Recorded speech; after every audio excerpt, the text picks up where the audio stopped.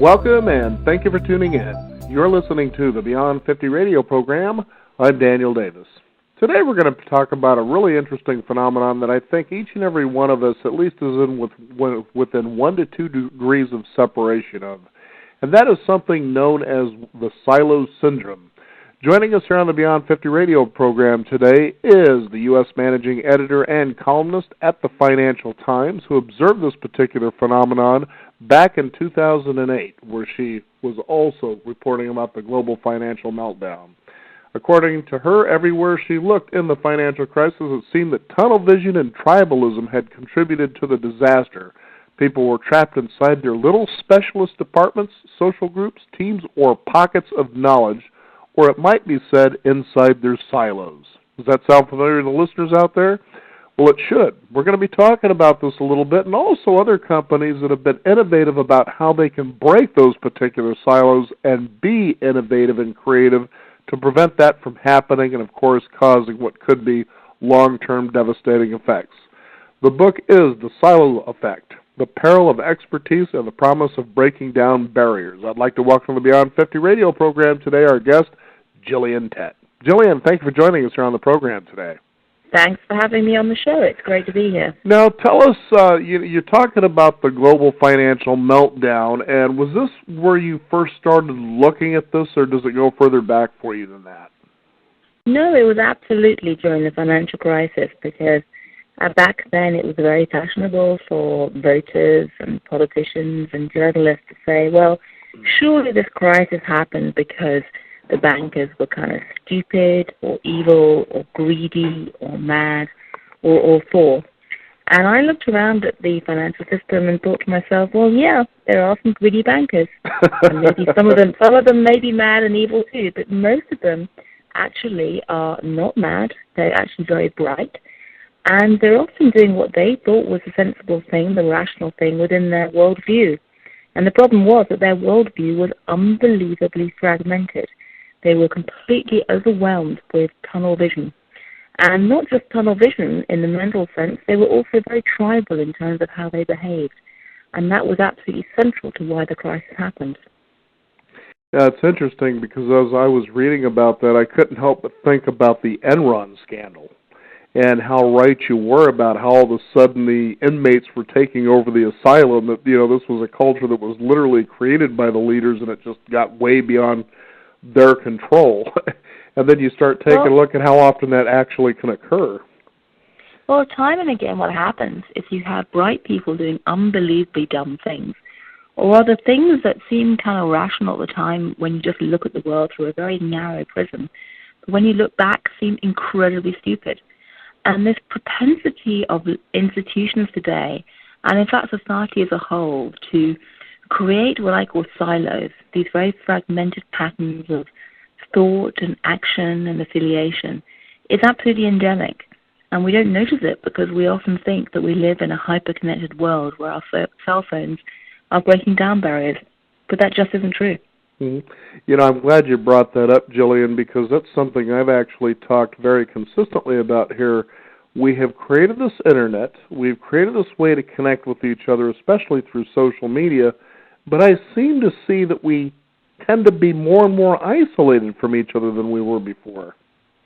Well, absolutely. I mean, there are some social scientists who've written about this in terms of what social media is doing to our brains and how it's changing our neural pathways and stuff.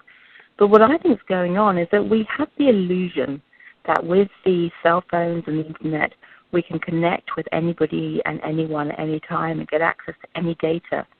And yet, in a world where we can actually choose who we're going to connect with and choose what information we want, we naturally choose to put ourselves into these bespoke intellectual ghettos or tribes.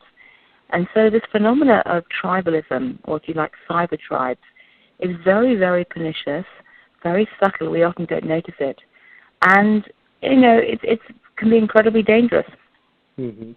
Well, not to mention, too, you really don't broaden your horizons too much, even though you think you're reaching out to what appears to be something new. As soon as that bias barrier gets broken, you tend to feel comfortable about going back into, as you say, your silo. Absolutely. Well, a good way to test yourself is that if you're on Twitter, take a look at who you choose to follow on Twitter. And I would bet that most of those people are people who are either just like you or people who agree with your worldview. And then ask yourself, what would happen if I was to knock off half of those people on my list and replace them with an incredibly different group of people? And if the bankers, to go back to 2008, had been essentially changing their mindset, trying to walk in the shoes of other people and see the world through other people's eyes, they might have been able to look into themselves and look back at what they're doing and say, hey, some of this behavior is truly nutty. But they didn't. Now, I'd like to go ahead with a couple of scenarios that you talk about, or not scenarios, but actual stories of, first of all, companies who have worked within that silo or that compartmentalization. I thought one of the more interesting ones was Sony, especially as you juxtapose it against Apple. So you begin to see how one began to, create those dangerous silos that you're talking about, while the other became innovative by not allowing that to happen. Absolutely. I mean, Sony's a fascinating story because most of us grew up with Sony Walkman, or anyone over the age of 30 or 40. I remember when I bought my first one. I bet you just fell in love with it. I did, back in 1984, I think it was. Yeah, well, for a period of time, Walkman just dominated the world of, consumer electronics and portable music listening. But the question which no one ever asked today is, why don't we have digital Walkman? Why don't we carry around with us, internet Walkman? And the reason is that back in the late 1990s, Sony actually went out and tried to create a Walkman for the internet age. And the problem is that it produced one, but it didn't just produce one, it produced three.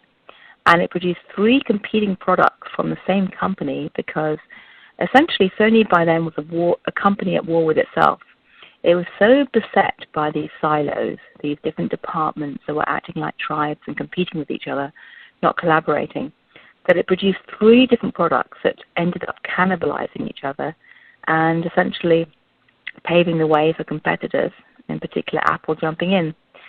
And the point about that story is actually it looks incredibly stupid, and yet it's a familiar pattern. I mean, companies like Microsoft, like Xerox, like Sony, like so many tech companies and other companies start off like small, freewheeling little startups that are very creative. And before you know what's happened, they've turned into these bureaucratic behemoths that do stupid things. I know an example of that, too, was IBM. I know that wasn't mentioned that I remember in the book, but that was how Steve Jobs discovered creating the mouse. They were actually working on that, and they didn't see a whole lot of threat as they were going around and watching, the different departments, what these people were doing. IBM just never even thought twice. They thought, well, we're too big to worry about anything like this. And here this guy was garnering this information, turns around and becomes mainstream tools that we use fairly regularly today without even thinking about it. Absolutely. I mean, the problem with IBM was that, as so often, it created a structure that suited the world as it existed for a period of time, but then it didn't move on. And in particular, IBM had this big internal distinction in the 70s and 80s between software and hardware.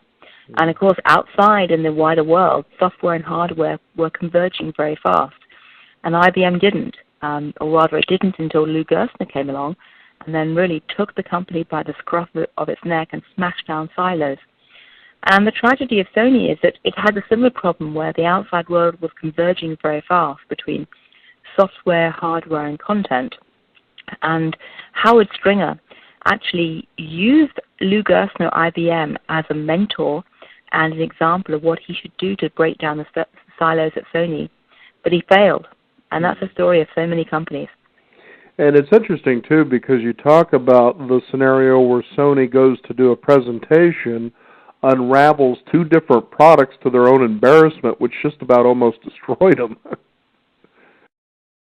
Yeah, I mean, the problem was that actually at the time, Sony wasn't embarrassed at all. They were actually proud of it because they thought having lots of products was a great idea. It was only later they realized what a terrible mistake it had been. Very interesting stuff. Now, does this usually happen with large companies, and where does this whole thing start? Is it's leadership, it's lack of vision? What usually happens that causes this? Well, it's partly about a question of leadership and leaders at the top coming too busy and too distracted and too overwhelmed and sometimes too darn successful to ever bother to question the social patterns and the organizational maps that guide their company. It's often, though, about the employees, too, who end up having a very strong vested interest in these silos. It's about power structures. It's about people choosing to stick with the familiar. And above all else, it's about people who are unable to step outside their social context or patterns and look at it with a fresh pair of eyes. And I'm trained as an anthropologist before I became a journalist. And one of the things that anthropologists do is to look at social patterns and question them. And that's the kind of spirit of inquiry that I think is really badly needed to get to grips with silos. You know, it's interesting that, for instance, you did get a PhD in social anthropology, and then you crossed over and became a journalist. So that certainly gives you, to me, a more interesting view in journalism as observation and of course, recounting and putting things down, in as much as somebody who has stepped out, has been in a different world, and then, for instance, like myself, going into broadcasting. It's like I'm not just in that silo bubble, but I actually see the world the way the world sort of around me experiences it, rather than just that, that sort of view that's just from broadcasting only and getting information, for instance, from API or wherever your sources come from. Most innovation takes place when people jump across boundaries and try to question the borders and try and not so much think outside the box, but reshuffle the boxes in fresh and interesting ways.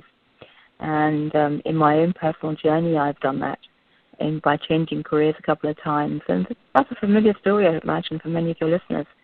But what anthropology does is tell you that actually, if you want to understand the world, you need to go and study the other, a culture that's alien. Try and walk in someone else's shoes or see the world through their eyes. Not just in order to understand an alien culture, but also because that experience of trying to understand a different culture that enables you to look back at yourself and realize just how darn weird you are. Because everybody thinks that the way they live is natural and inevitable, but it never is. Mm-hmm. Isn't that the truth? And I'm reminded of the late philosopher Alan Watts. And there was a time that I was reading a small essay by him, and he was talking about mental illness and the way that we tend to approach it, especially here in the West. We tend to have psychologists or psychiatrists, perhaps social workers, take a look at what that mental illness may be. And then we prescribe usually a lot of prescription drugs, very rigid ways that people need to operate, within their behaviors and so forth. And he suggested that what we should do is get an anthropologist to study this person or these people with these perceived mental disorders that might have a better worldview of perhaps they're just not fitting in the way the culture that has been created. And I thought when I read this, and this was probably 20 years ago that I read this, and I thought that makes so much sense, because what we're seeing, especially today with this increase of autism and the like, is they're approaching this as a behavioral problem rather than what it might be, which is more of a physiological one. They're not, they're finally starting to turn around and you're seeing more of, well, it could be the diet that's causing these problems or these other things. But I thought, where would someone like that fit best in a culture that would use someone like that and their potential talents, in other words? Well, that's a very interesting point of view, and it sounds like I welcome anything that's going to be a job creation scheme for anthropologists. I think a lot of anthropologists will agree with you. There was a long time people thought, well, anthropology is pretty unemployable, but, anyone who's listening whose kids want to study anthropology, I tell them, well, don't panic. Anthropologists can get jobs. And quite oddly enough, increasingly companies are hiring anthropologists to try and understand not just how consumers in different cultures are behaving, but also how employees inside their own group are behaving too. And I guess my key point is that we've learned in the last few years that actually having a bit of economics is a great way to understand the world, and we've learned that having a bit of psychology can help many people make sense of how they live, and having a bit of anthropology in the sense of looking at social patterns is a really valuable tool to try and understand things that sometimes seem quite inexplicable. Now, one of the fascinating stories you talk about somebody who really began to start with what we can call it like a drop of pebble in the water that created a potential ripple effect that actually went worldwide was that of one, what was it? I'm trying to think of his name. It was the guy that created Open Table. Oh, yes. Right. That, when I read that, I thought, man, this is such a cool story. I'd like you to share it with our listeners about that, about what this guy really did. Well, one of the things I kind of argue in my book is that if you want to break down silos, you don't have to have a management consultancy handbook or a kind of MBA. You don't have to be a CEO. There are things that we can all do in our own lives to try and break down silos, even just in our own little world. And I talked earlier about trying to change your Twitter feed. Another even more dramatic thing you can do is try to deliberately jump across a few boundaries in your own life and mix a few boxes up. And what Brett Goldstein did was he started life as a technology entrepreneur. He was one of the people working at Open Table, the app that helps people to book restaurants. And when 9/11 happened, he said, well, you know what? I don't want to spend the rest of my life just helping rich people get better at booking restaurants. I want to do something more meaningful. So his friend said to him, well, if that's how you feel, go and, do some philanthropy. And he said, no, I want to do something really radical. So he decided to jump into the Chicago police, which was really radical. Probably far too radical for most listeners to think about. But yeah, especially the Chicago police with their extensive history with gangs and gangsters. He went down. He did what an anthropologist does, which was to throw himself into a completely unfamiliar world and unfamiliar culture to get right out of his comfort zone, quite literally and physically. But that experience, although he never quite planned it that way, ended up being incredibly inspirational because he eventually managed to bring together those two completely disconnected worlds and break down some silos and do some very interesting things in the Chicago police with technology and data and things that helped to, for a period, cut the murder rate. And the point of that story is, to quote Steve Jobs from Apple, you can't join up the dots of your life looking forward. You can only join up them looking back. But, if you take a risk sometimes and try and jump across boundaries, you can end up doing amazing things and seeing the dots joined up in ways you never expected and become a lot more creative in the process. Mm-hmm. I know when you bring that up, it reminded me as I was reading The Silo Effect, as I remember when I first got into radio, there would be a time or two that I would have 3 guests that would almost arrive at the same time.